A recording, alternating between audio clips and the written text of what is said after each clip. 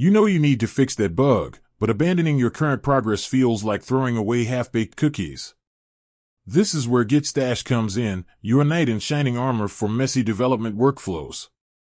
Have you ever been in the coding zone, halfway through a brilliant new feature, when suddenly a critical bug alert pops up on your other screen for no apparent reason?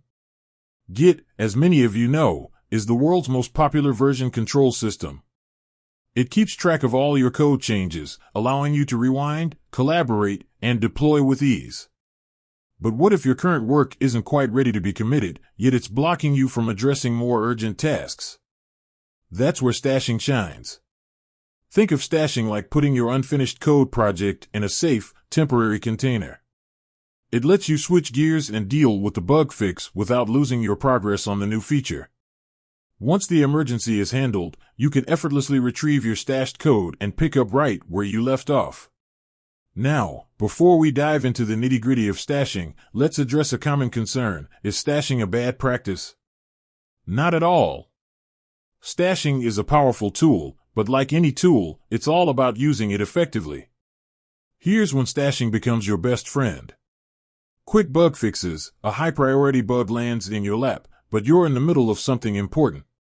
Stash your current work, fix the bug, and come back to your original project refreshed.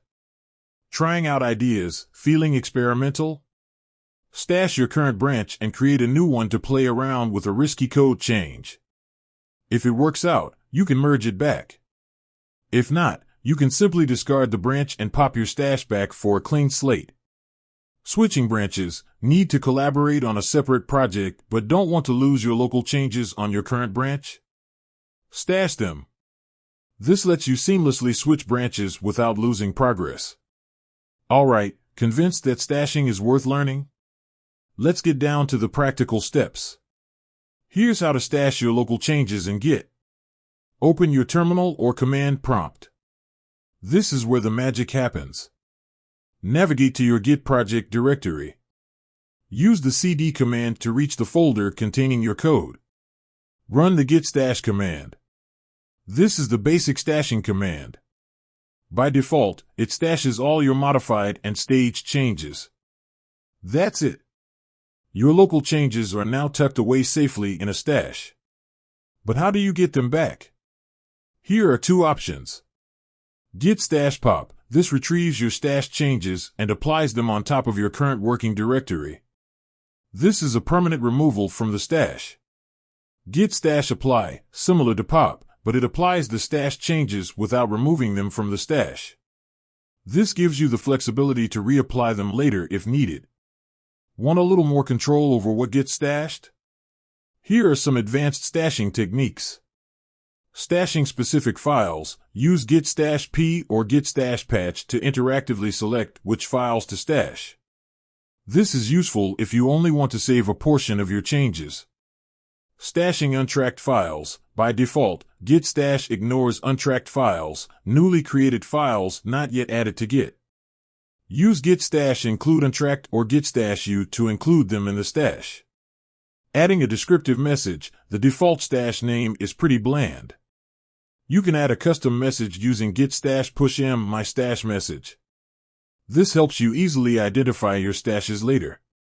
Listing your stashes. Want to see what's chilling in your stash cave? Use git stash list to view a history of your stashes with their unique IDs and, if provided, messages. Applying a specific stash. By default, pop and apply work on the most recent stash. Need an older one? Use git stash apply stash at 0, replace 0 with the actual stash ID from the list. Dropping a stash, finished with a particular stash and don't need it anymore?